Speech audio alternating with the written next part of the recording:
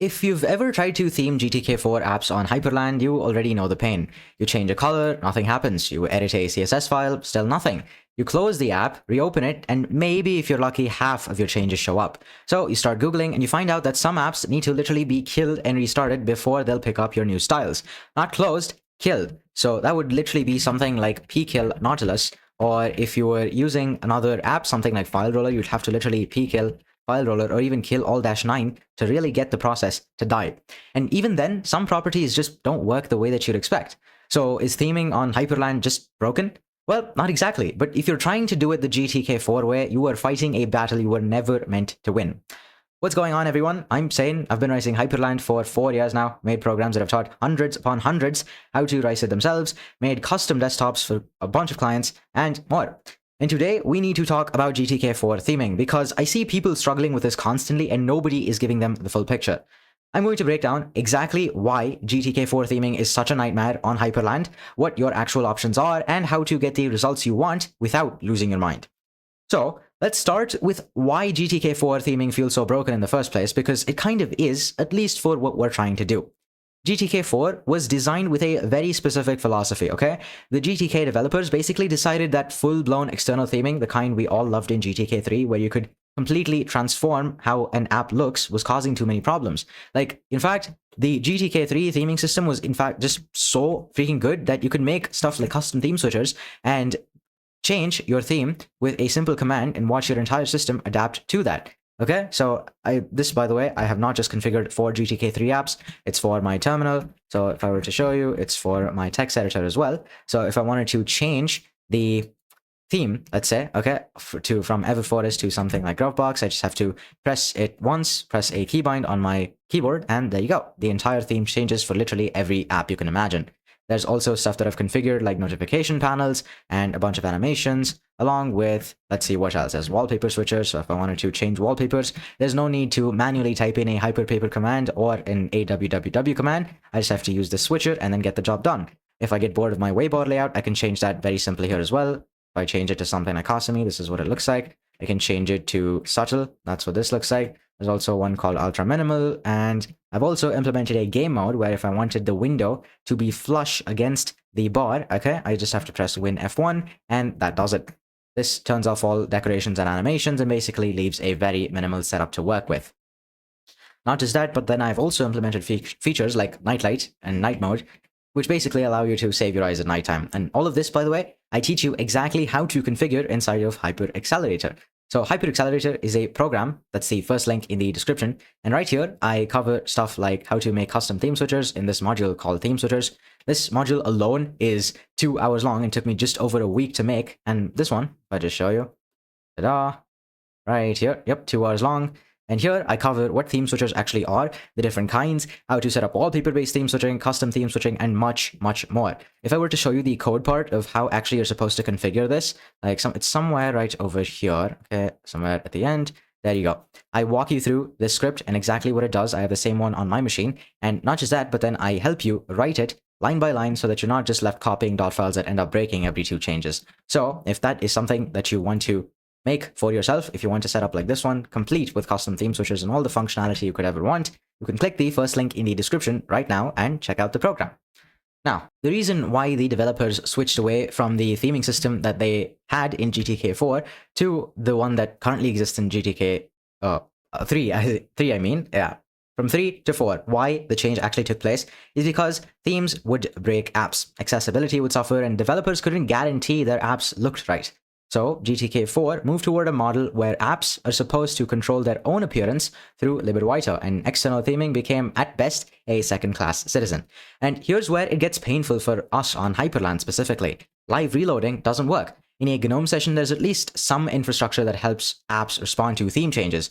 On Hyprland, well, you don't have any of that. You change your GTK4 styles and the app just sits there completely ignoring you. Now, let's actually see whether the theme changes actually took place, and we got lucky this time, they actually did. Now, as for me actually demonstrating the fact that this doesn't work, watch as I change the theme to something like noir, okay? It's definitely very noticeable. As you can see, it happens immediately for this time for Thunar, which is GTK3, but of course not for Nautilus. I'm going to have to close and reopen, and what do you know? It doesn't still respond, just as I was saying. I'm going to have to pkill Nautilus and then reopen it just to make sure that it's actually using the theme that I want it to. So yeah, what do you actually have to do in order to get it working? Well, you close the app and reopen it just like I did. Sometimes that works. This time it didn't. And the times that it actually doesn't work, you have to kill the process just like I did over here. Not just close the window, but go into your terminal, okay, find the PID or just use pkill or kill all -9 and then the process name and kill it. Because the app is holding on to some cached version of the old styles. It's clunky, it's slow, and when you're trying to iterate on a color scheme and you have to kill and restart 3 different apps, every time you change a single hex value, it stops being fun really fast. And that's not even getting into the limitations of what you can actually style. A lot of GTK4 apps, especially ones built on libadwaita, like Nautilus here, for example, intentionally resist external CSS. Certain elements are hard-coded, certain colors are pulled from internal palettes that your style sheet can't touch. You can spend an hour trying to change the background color of a header bar, only to find out that a particular app overrides it internally, and there's literally nothing you can do about it.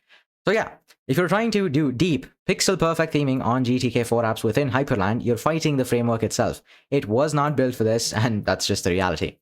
Now, before I get into the solutions, if you're building out a full Hyprland race and you want to avoid all of these dead ends and frustrations, that's exactly what HyperAccelerator, as I mentioned earlier, is for. It's a full program that walks you through setting up and customizing your entire Hyprland desktop from scratch, including theming, so you know what works, what doesn't, and how to avoid wasting hours on stuff like this. You can click the first link in the description right now and check it out. Alright, so here's where it gets better, because all of that frustration I just described, that's a GTK4 problem. GTK3 is a completely different story. GTK3 theming is mature, it's well documented, it's been around long enough that the community has built an enormous ecosystem around it. You can create full custom themes with complete control over colors, borders, padding, fonts, basically everything. The CSS you write actually does what you expect it to do. And here's the big one. Live reloading actually works. You change a value in your GTK3 theme, okay, the theme file, and apps actually pick it up. There's no killing processes, no restarting, no guessing whether your changes are even applied. You just have to press a button if you have configured a theme switcher like this one, and you instantly see the result. And if you care about theming, and if you're watching this video, you obviously do, GTK3 apps are going to give you a dramatically better experience on Hyprland. Tools like NWG Look make it easier to switch between GTK3 themes, and there are hundreds of community-made themes you can use as a starting point or just study to learn how the CSS works. Now, I know what some of you are thinking, but all the apps that I use are GTK4 now, and yeah, that's partially true. A lot of GNOME apps have moved to GTK4 and libadwaita, but a lot of the tools that we use in our races, file managers, settings apps, launchers, various utilities, they still have GTK3 versions or alternatives. And honestly, if theming is a priority for you, you're choosing GTK3, okay? Just trust me when I say this. You're not downgrading, okay? You're choosing the version that actually lets you customize it. Now, what if you're stuck with a GTK4 app and there's no GTK3 alternative? Well, you're not completely out of luck. There's still gtk.css. You can drop a custom CSS file in .config gtk 4.0. So if I just show you as a quick example, okay, this is what the GTK4 theme looks like, by the way. This one I custom made myself, which I also teach you how to do inside of the program.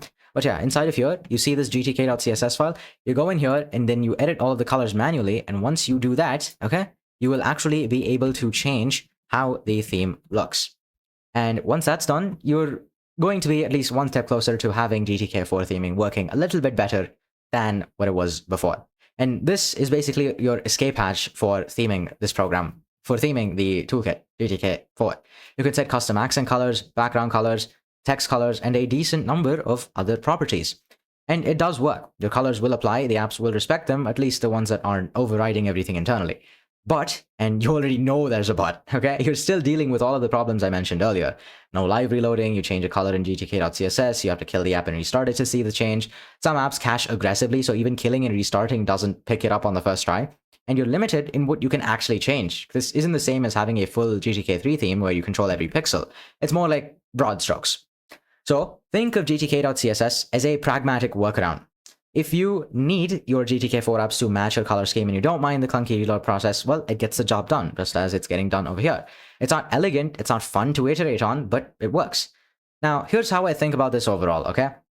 If you're racing on Hyprland, you have to accept that this GTK4 theming system was not built with you in mind. The GNOME developers are building for the GNOME desktop experience, and external theming, deep external theming, is not part of that vision anymore. That's not going to change. So instead of fighting that, work with the tools that actually want to be customized. Use GTK3 apps and themes where you can. Use gtk.css overrides for your GTK4 apps when you need to. And for everything else, your bar, your launcher, notifications, your terminal, those are all fully themable with their own config files and CSS. That's where most of your OS's visual identity lives anyway. And the honest truth is that the apps themselves are a small part of what makes your OS look good. Your waybar, your rofi, your terminal colors, your wallpaper, your animations, your window gaps and borders, that's what people actually see. So don't let the GTK4 God damn it. I've been saying GTK4 for so long. Anyway, don't let the GTK4 theming headache convince you that you can't build anything that looks exactly the way that you want it to. You absolutely can. You just have to pick the right battles. And if you want to skip all of these kinds of headaches and have someone walk you through what actually works on Hyprland, step by step, tool by tool, go ahead and check out Hyper Accelerator. I put together everything I've learned from building and breaking more Hyprland setups than I can count, so you don't have to figure it out all the hard way. Link's in the description, of course. The first link, you can click it right now and check it out. If you liked the video, hit like. If you loved it and want to see more like this in your feed, hit subscribe, and I will see you next time. Stay rising.